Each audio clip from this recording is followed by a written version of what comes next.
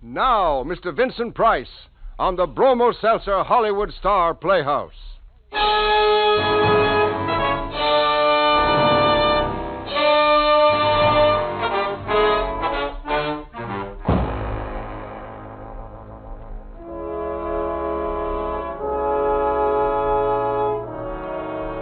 Bromo Seltzer presents Hollywood Star Playhouse. Tales of suspense, thrills, adventure by Hollywood's finest writers with Hollywood's top stars. Portions of this program are transcribed, and it's brought to you by Bromo Seltzer, the fast, effective headache help which reminds you to... Fight headache 3 ways. Bromo Seltzer, Bromo Seltzer, Bromo Seltzer, Bromo Seltzer.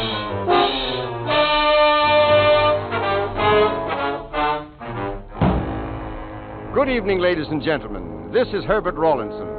Welcome to the Bromo Seltzer Hollywood Star Playhouse.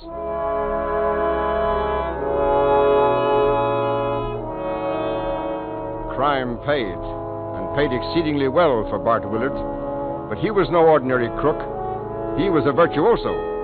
Tonight, Mr. Vincent Price will take you on an amazing adventure in crime as he portrays for you the incomparable Bart Willard in Calculated Risk.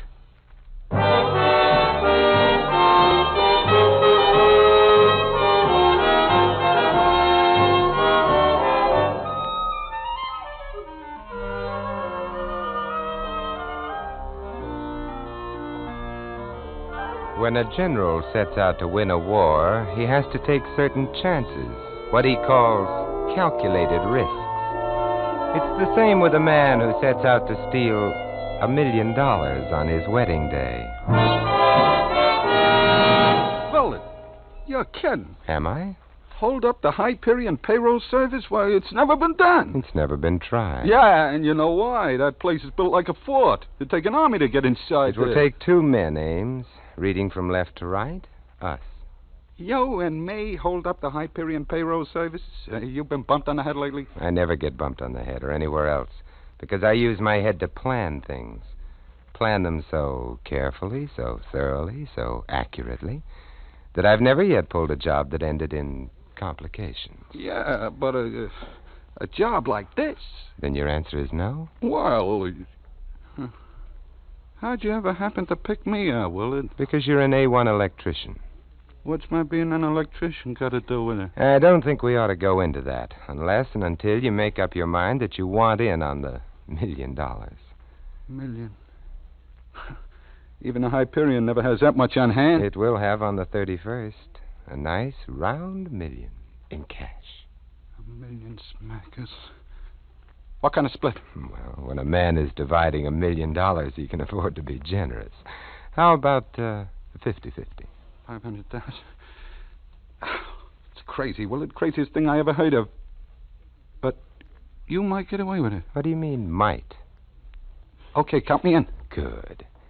Now then, Ames, you're never to come to see me. You're never to so much as call me. I'll contact you at my own discretion. You got that? Hey, well, wait a minute. Yes? You haven't told me yet why you need an electrician. Why, to set off the burglar alarm at the Hyperion payroll service. To set off the... What?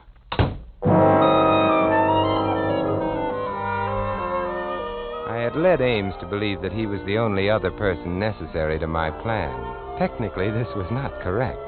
There were others who were destined to play an important part, particularly the woman I loved. Hi, am I late? Aren't you always? Karen, I believe you delayed at your own wedding. Is that a proposal? It is. Well, stop the car, you oaf, so I can accept. And I will not be late at my own wedding. Oh, yes, you will, but you're worth waiting for. Bart, you say the nicest thing. I'm the nicest guy. But I shouldn't be blocking traffic. Got a cigarette? Yeah, you know I don't smoke. You know I do. Yes, and I also know that you're always out of cigarettes. Here. You're going to make a perfect husband, Bart. Light? Well, you could at least bring matches. Press that knob. Oh. How long does it take? For the car lighter? No, silly, to get a license. 3 days. Here's your light. Thanks. We could go to Yuma. Karen, my sweet, we're not getting married until the 31st. Hey, that's a whole week off. It has to be the 31st, Karen, for sentimental reasons. Oh. Well, we'll make it a morning wedding. I always said... No, Karen, an afternoon wedding. 4 o'clock on the afternoon of the 31st. For sentimental reasons? Yes. 1,000,000 of them.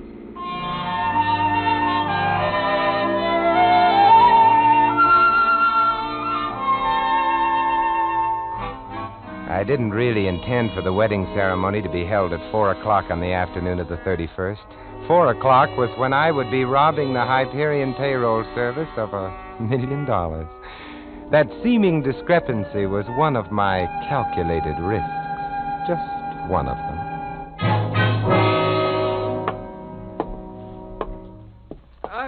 I don't know. Well, the more I think... You're not supposed to think, Ames. That's my function. Yeah, I know. I know. But the more I...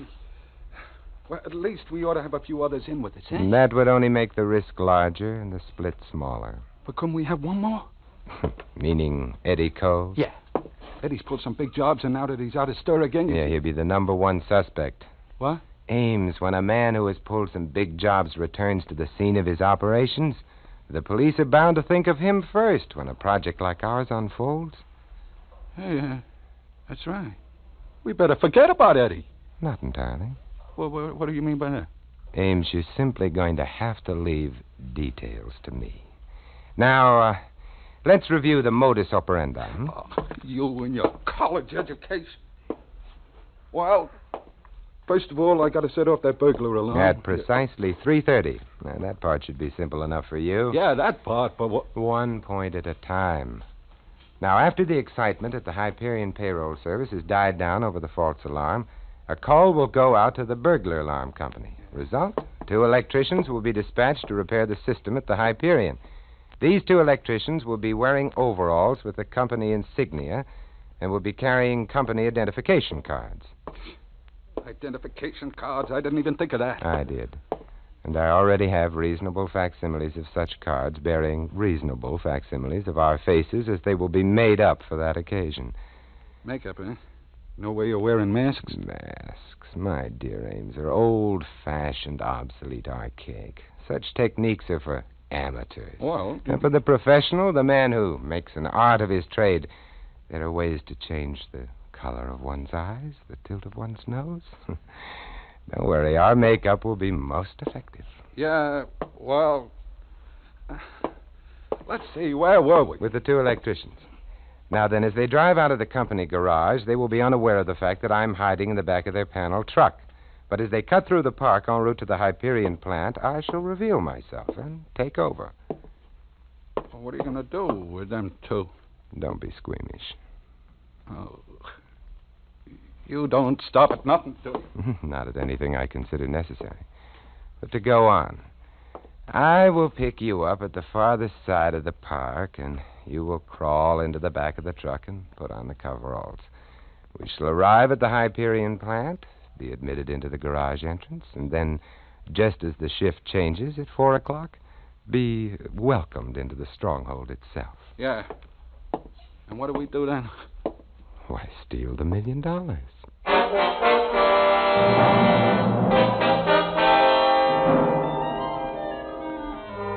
I was incredibly busy during those last few days, but I managed to be seen frequently in public with Karen, and even on one occasion to join her in dining with her next of kin, Uncle John. To everyone but Karen, and now me, of course, Uncle John was known as Captain Dorsey, head of the robbery detail at police headquarters.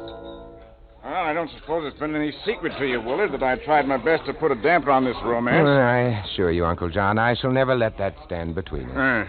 Well, and a man who's been under suspicion in the past and has no visible means of support in the present... Uncle John, you are slandering the man I love. And after he's been good enough to want you with the wedding. Yes, I know. I'm just a suspicious old... Karen, I wish I could make it at that. Hey, what do you mean you wish you could make it? Who's going to give me away? But an afternoon wedding, and in the middle of the week. Honey, I'm sorry. A fine relative you turned out to be. You'd rather be out arresting people. But, Karen, I've got a responsibility. Well, what about your responsibility to me? Bart said it would be like this. Oh, I did, eh? Well, I meant... I know what you meant. Well, all right, Karen. I'll be there. That's better. And before I forget, you're to stop by and take me to the chapel. Well, why doesn't he? Oh, you know the old taboo about the bridegroom seeing the bride before the ceremony? Yeah, but if it's too much trouble, Silliest thing I ever heard of, but... Well, all right. Then I almost forgive you. Now, everything's all set. Yes. And I'll be waiting for the two of you outside the chapel at 4 o'clock. Karen would be late, of course, and so Uncle John would have no way of knowing that I hadn't been there at the chapel waiting for them at 4 o'clock. And since Uncle John was head of the robbery detail at police headquarters, admittedly, there was the chance that Karen and her uncle wouldn't be late enough, or even late at all. But again, that was one of my calculated risks. And as of 4 o'clock on the afternoon of the 31st, I was supremely confident that all would be well. Everything, as the generals say, was proceeding according to plan. Yeah, the other shift was wondering what happened to you guys. Heavy traffic. Yeah, heavy traffic. Oh, yeah, ain't it a crime? Why, when I was coming to work... Hey, you. Me? Both of you guys. You're new with the outfit, eh? So what if we are? Nothing.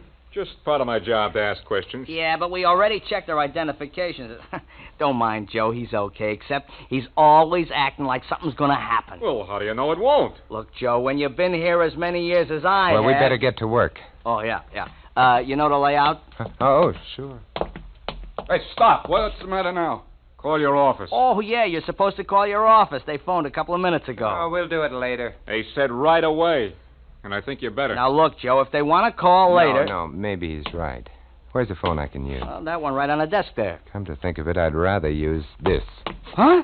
Hey, so I was right. But you're wrong if you think you can do anything about it. I'm right behind you, see? Well, you guys are nuts if you think you can get away with this. Shut up, Joe. Don't try anything, Joe. Good advice, Joe. Try anything and you're dead. Now then, listen carefully. The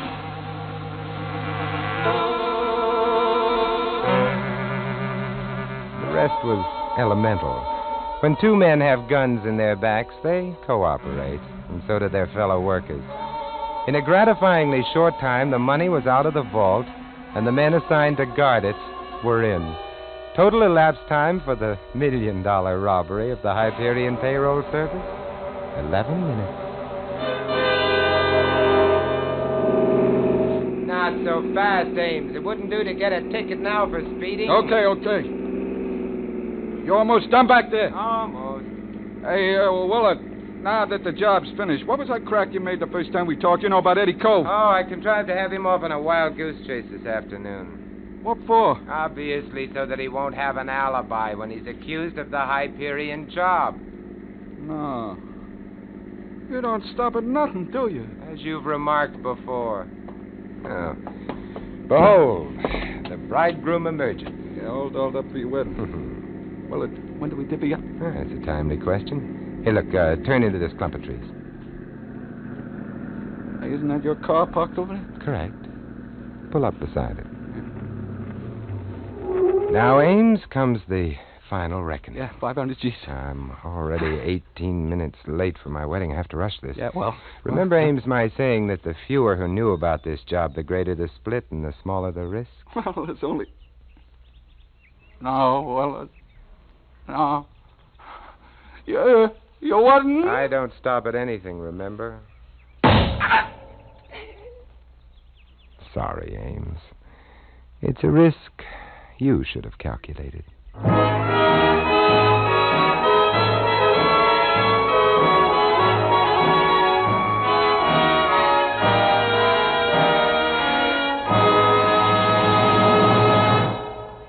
Bromo Seltzer, famous for fast, effective headache help, is bringing you Hollywood Star Playhouse. Tonight starring Mr. Vincent Price in Calculated Risk.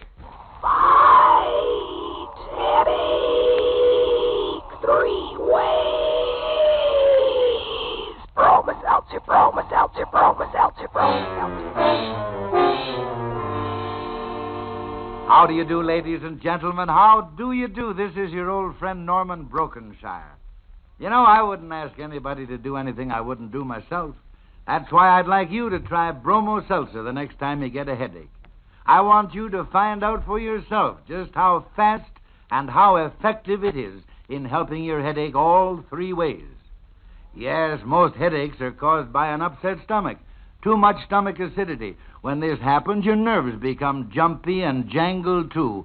Well, the very second you add water to Bromo Seltzer, it fizzes and sparkles, ready to go right to work on the pain of that headache. Bromo Seltzer soothes your upset stomach by neutralizing that excess stomach acidity, and it calms those jittery, jangled nerves. That's how Bromo Seltzer does its wonderful 3-way job. Try it the next time you get a headache. For best results, use cold water. Follow the label, avoid excessive use.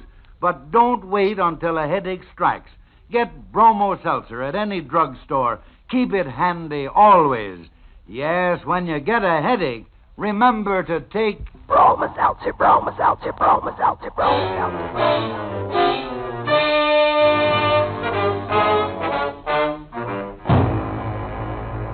Now, Act 2 of Calculated Risk, starring Mr. Vincent Price.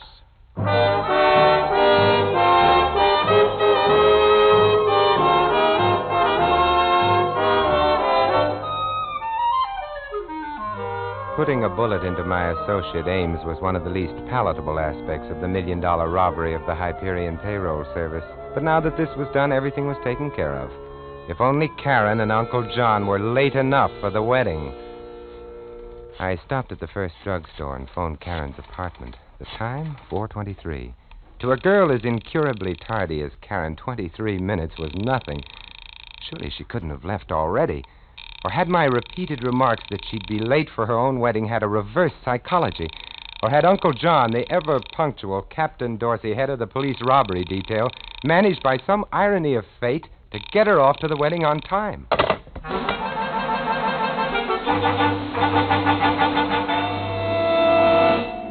I drove up, they weren't waiting outside the chapel, nor was Uncle John's car in the lot reserved for wedding parties. It could only mean that they had given up waiting for me, probably been calling my apartment from 4 o'clock on, and then left with Karen in tears and Uncle John in high dudgeon. Now I was totally devoid of any kind of alibi. And as soon as Uncle John delved into the Hyperion holdup, I was inside the chapel, about to press the little bell that would summon the minister from the rectory, when panic seized me. What was I waiting for? The $1 million was in the luggage compartment of my car. The thing to do was jump into that car and head for a hideout. Yes, that was it.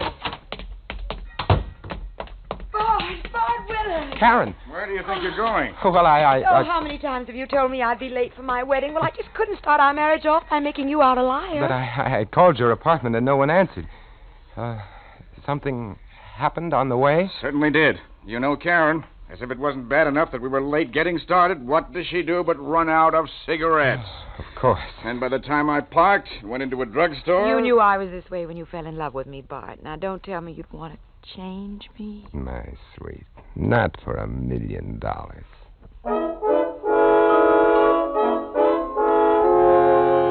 It wasn't until the ceremony was over and I had given Uncle John $100 of the Hyperion payroll service's money with which to pay the minister that the call for him finally came. My bride and I waited outside for Uncle John to rejoin us. Oh, wouldn't you know it? Wouldn't you know it would happen on one afternoon I take off? Something wrong? Wrong. Wait till the papers get hold of this. Uncle John, what's $1 happened? million robbery, that's what, in broad daylight. Oh, no. Where? I think all I've got to do is stand here and... Oh, where's my car? Good luck, Uncle John. Yeah, good luck. We'll look you up the first day we're back from our honeymoon. Speaking of honeymoons, Mrs. Willard. Mrs. Willard. Oh, darling, isn't everything perfect? My sentiments exactly. Willard, stop kissing my niece and open the luggage compartment of your car. Huh? You heard me. Open the luggage compartment of your car. But, Uncle John, I... Stop calling me Uncle John. I'm Captain Dorsey of the robbery detail, and don't you forget it. I assure you I haven't for a moment. Well, are you going to open the luggage compartment of your car? Uncle John, you're being simply awful. All you have to do is tell Bart why. I've got a flat tire, that's why. And my tire jack is broken. Captain, the most amazing coincidence. My tire jack won't work either. Oh, no. Why don't you just hop into a cab? Cab, nothing. I'm taking your car.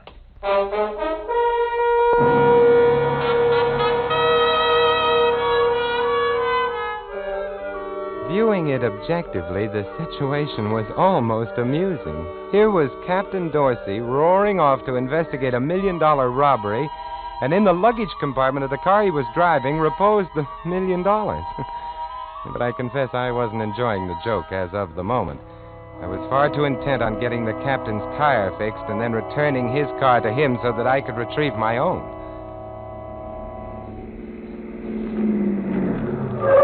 What is this place, Bob? Oh, you know, the outfit that was robbed. Hyperion Payroll Service, I think they call it. They said at headquarters we'd find Uncle John here. Oh, look, there's your car. Yeah.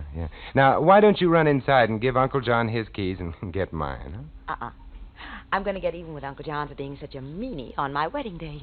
You go. Look, my sweet, they're investigating a holdup in there. If I were to walk inside, well, they might start asking me questions. You mean before you were able to explain you only came to trade keys with Uncle John? Yes. Wouldn't that be a laugh? Especially if someone thought he recognized you as one of the holdup men. Those things happen sometimes, you know. Yes, I know. I'm almost tempted. Except, of course, that it might affect our honeymoon. Hey, that's different. You give me those keys. Here you are. I'll be right back. Uh-oh. What? Look who's coming. Uncle John. Oh, you barely caught me. About to leave for headquarters with this fellow.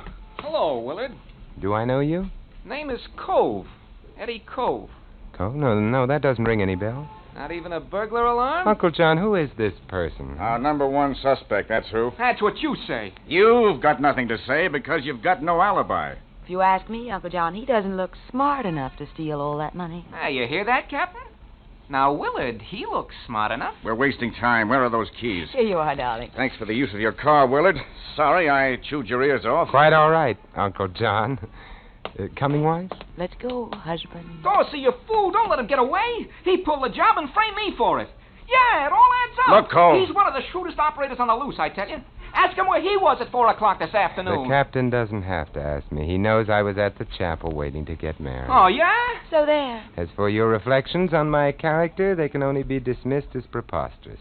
Since this is my wedding day, I even find it in my heart to forgive you. You did say your name was Cove? Captain Dorsey. Well, Sergeant? They found the other guy. What other guy? That pulled the job. Ames, remember him? Where? In the park with a bullet in him. But he's still breathing.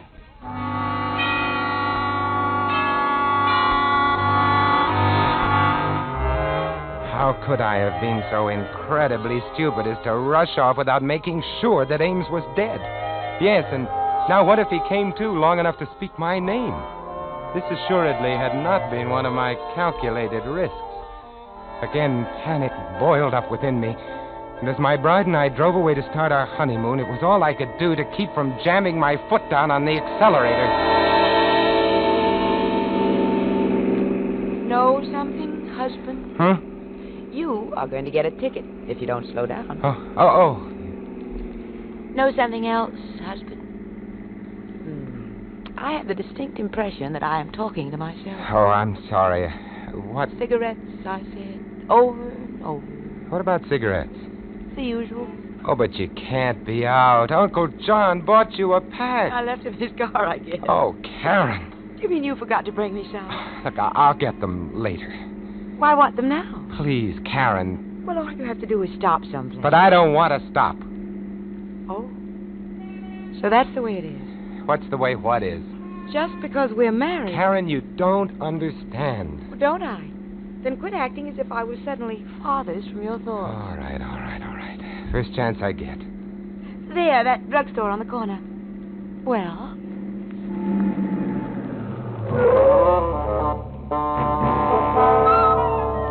It was as I was coming out of the drugstore with a carton of cigarettes under my arm that I saw the police car. It pulled up to the curb. 2 officers got out. Faintly, I could hear their two-way radio. It wasn't hard for me to imagine what it was saying. Ames had talked. So it was all over now, unless... That's when I started shooting.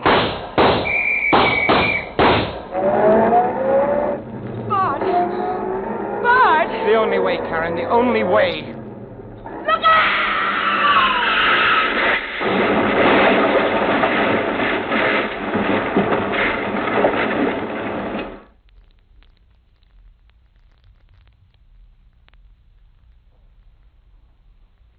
Well, Uncle John, that's the whole story. No, Willard, not the whole story. You mean about Karen? What? Can't you guess? No. And another thing. You didn't calculate the biggest risk of all, the risk of losing your head. Oh? That radio car. The only reason it stopped was because you were in a no-parking zone. Then... But Ames... He died without ever regaining consciousness.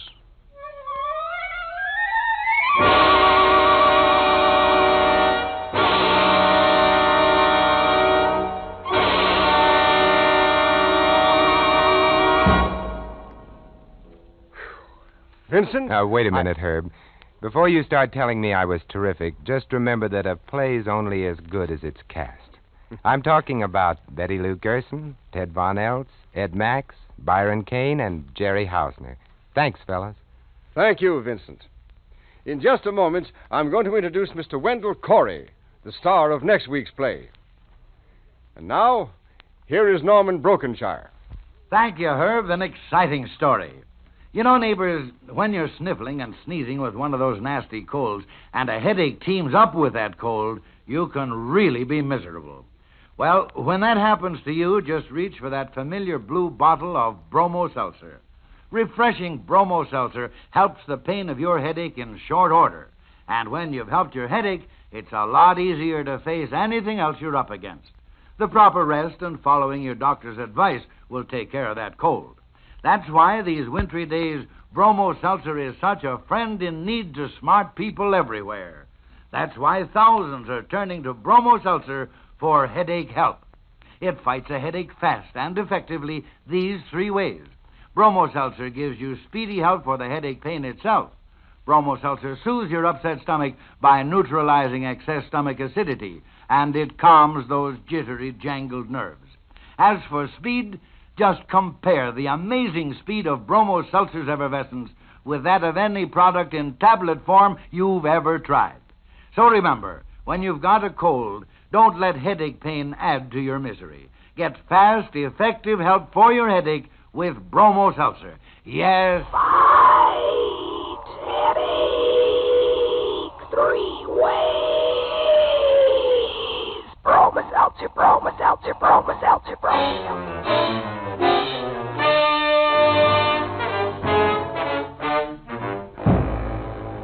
Vincent Price can soon be seen co-starring with Jane Russell and Robert Mitchum in the RKO production, His Kind of Woman. Tonight's play was written especially for Mr. Price by Maurice Zimm, with music composed and conducted by Jeff Alexander. The entire production is under the direction of Jack Johnstone. And now here is the star of next week's thrilling story on Hollywood Star Playhouse, Mr. Wendell Corey. I'm not a killer, Herb. I never have been, I swear it. But listen, from the minute they found the body, I didn't have a chance. Because they knew that I not only had time to kill, but I had time to kill. Time to kill sounds like a honey for next week, Wendell. Thank you. On tonight's program, all characters and incidents were fictitious. Any similarity to actual characters or incidents is purely coincidental. Portions of this program were transcribed. And now this is Herbert Rawlinson saying good night for all of us here on the Hollywood Star Playhouse. And for Bromo Seltzer, the fast, effective headache help in the familiar blue bottle. Bromo Seltzer, Bromo Seltzer, Bromo Seltzer, Bromo Seltzer, Bromo Seltzer.